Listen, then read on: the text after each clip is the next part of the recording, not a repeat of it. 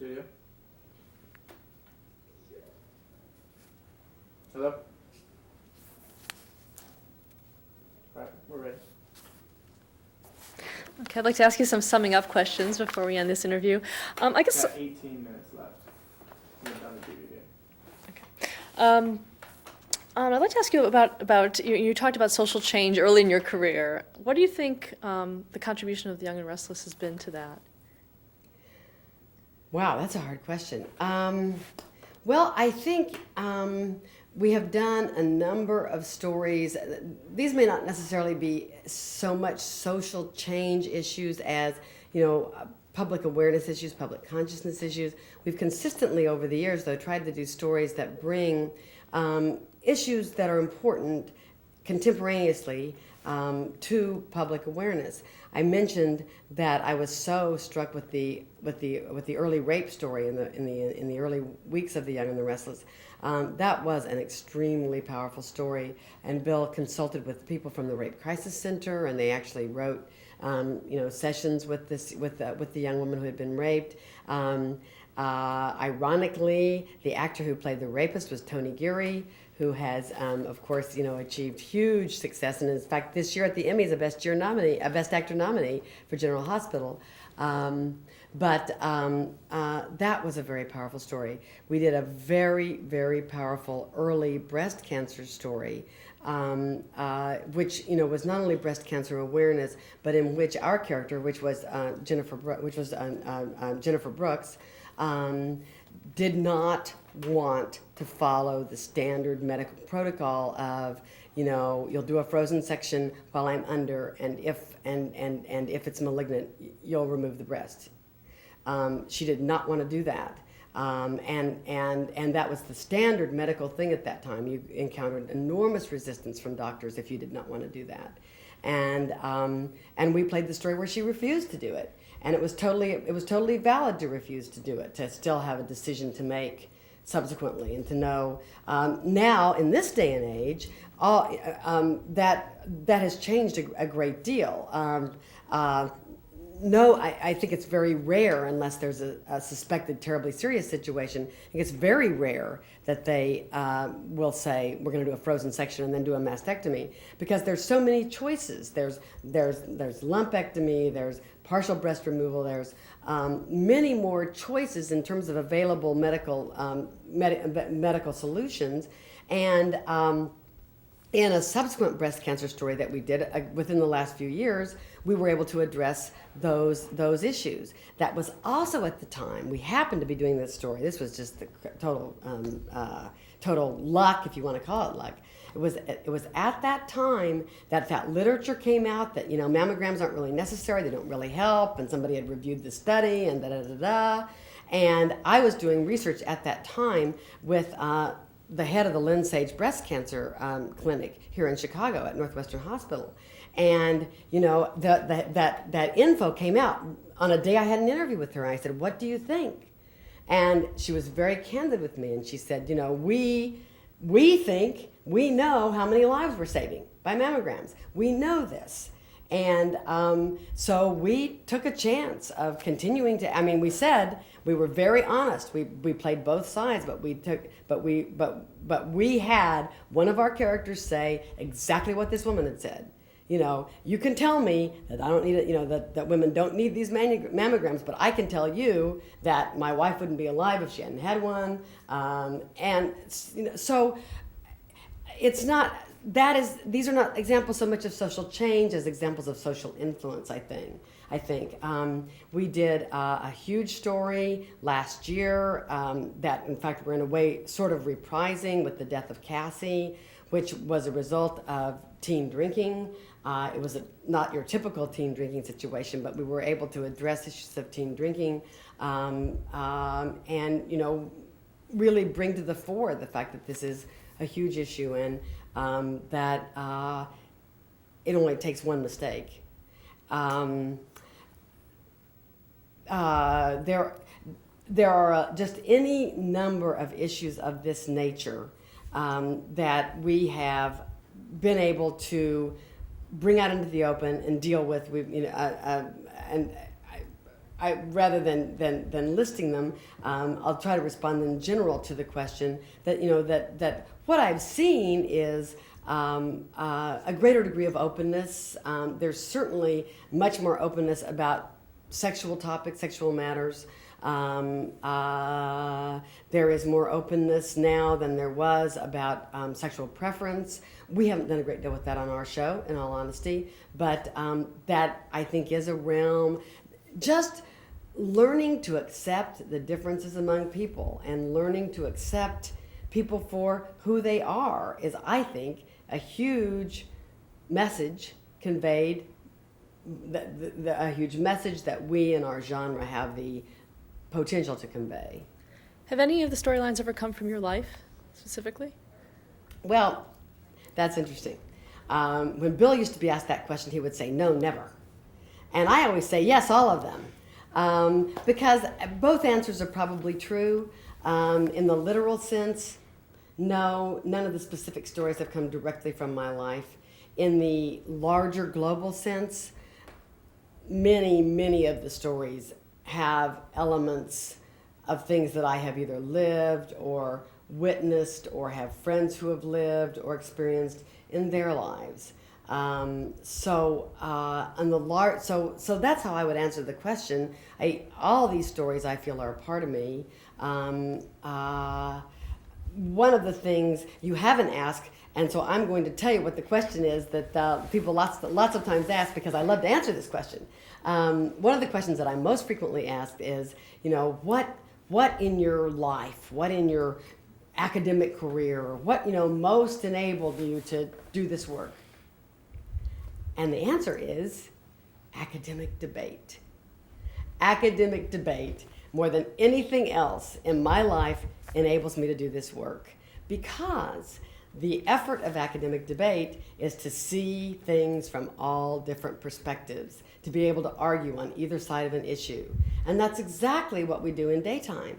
We examine the points of view of the various characters. The conflict is relationship conflict. I see it this way, you see it this way. I feel this way, you feel this way. That's the basis of the best conflict in daytime. And it's the best conflict in daytime because 99% of the people out there can identify with it. They're having the same issues in their life. They know what that means to feel passionately, differently about something in relation to somebody that you really care about.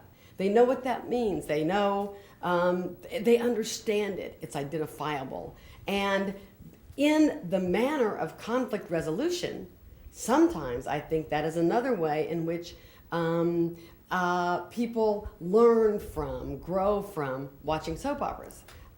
They see that sometimes these people are able to resolve their conflicts. Not always. Sometimes they keep them really angry with each other for a long time. But they also see people being mad at each other for stupid reasons. And then, sometimes I think people step back and say, wow, that's stupid. And then they say, oh, maybe I should think about that a little bit. Conflict for the sake of conflict. Jack Abbott, who chooses his dedication to his business and the commitment to hold back, to get an injunction against a new business that somebody he loves wants to create, and it's her dream. But the conviction that he has to be in control, forcing him to shut down her business at the cost of the relationship. Does that make sense? I bet there's some people out there saying, that doesn't make sense. It really doesn't make sense. So, in terms of the social change issue, what I've always believed about soaps is that soaps are reflective. They're reflective of what's going on in the culture. And by being, in terms of any new social movement, you're not going to reach a soap opera audience by being avant-garde. That's not the nature of the thing. That's not the nature of our audience. But by seeing people accepting, changing, changing ways that people are living their lives by seeing people more open about by seeing people more open about sexuality, more able to talk about sexuality.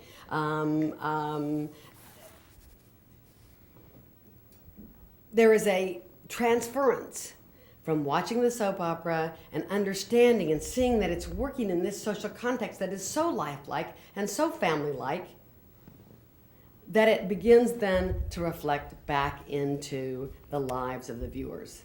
And that's what I truly believe, that these values and these incidents and these ways of resolving conflicts and these ability to talk about things, or the ability to say to your husband, you know, it really disturbs me that you were so closed off from me. To say that because somebody on the soap said it and had positive results, I think those are all the things that to me seem so incredibly significant about the genre. What do you see as the future of the genre? Well, that's a very good question. The future of the genre in network television may not be too great. Network television as a whole is in some degree of chaos because of declining ratings, because of the huge proliferation of other available sources of entertainment, huge numbers of channels, but I think that the future of the genre is tremendous. Right now, I know that CBS is trying to put into development a whole bunch of telenovelas that they're going to air at night, a bunch of times a week. I mean, if it comes to pass the way it's designed, I'm not sure if it's every night or if it's 4 nights a week. Telenovelas, those are soap operas. They happen to be soap operas that have an end. You know, it's a sustained period as opposed to indefinite, but that's a soap opera genre. Most of the reality shows are soap operas. Many of the reality shows are soap operas. Survivor certainly is. So I think that the future of the genre is tremendous. And I think that because people, historically, throughout the history of man as a communicator, the storyteller has had a sacrosanct role. The storyteller has been important in every culture, from the Native Americans, from pre-Native Americans, when we find the ancient paintings on the walls of the caves. Those are stories. People love stories. They want to be told stories, and they love it even more when the story continues. So I think the future of the genre is bright and profound. I think what we don't know is exactly where it's going to be housed or how it's going to be housed, but it's going to be there, and I have no doubt of that. And what about your future? My future? Well, gosh, having spent 32 years of my career with The Young and the Restless, I fully anticipate that I will spend the rest of my career with The Young and the Restless. I have always said for a long time, I believe that the first episode that had my name on it was 308. I'm not positive about this. I've never gone back or called the Writers Guild and said, what was my first show? I think it was 308. It's thereabouts. It would be accurate, no doubt. I've always said I have this fantasy. And the fantasy is I keep writing The Young and the Restless until we get to episode 10,000. And then I sign my name on it and I say a fond farewell. And I still gotta have that fantasy, although we're only on 8,400 right now. So 10,000 is a ways away. It's, let's see, 8,400, 9,400, 1,600. That's about 8 years. I might make it to 10,000. But I think that's at least a goal. I don't think I'm going beyond 10,000. Will I write a book? I don't know. There's a fascinating story here. Parallel lives, reality, unreality. People that you live with as real people that you live with as characters. How much do they live in your head? How do they impact your life? What does it do to your family? If your family spent their entire whole life, if your children spent their entire whole life growing up with these fictitious people, there's lots to write. I don't know that I'll write it. Don't know that I won't write it. Well, thank you so much, Kay, for sharing your story with us. It's been a pleasure. Thank you so much. It's an honor and a pleasure, and this is great. Thank you. Thank you. Or is that- 8 o'clock.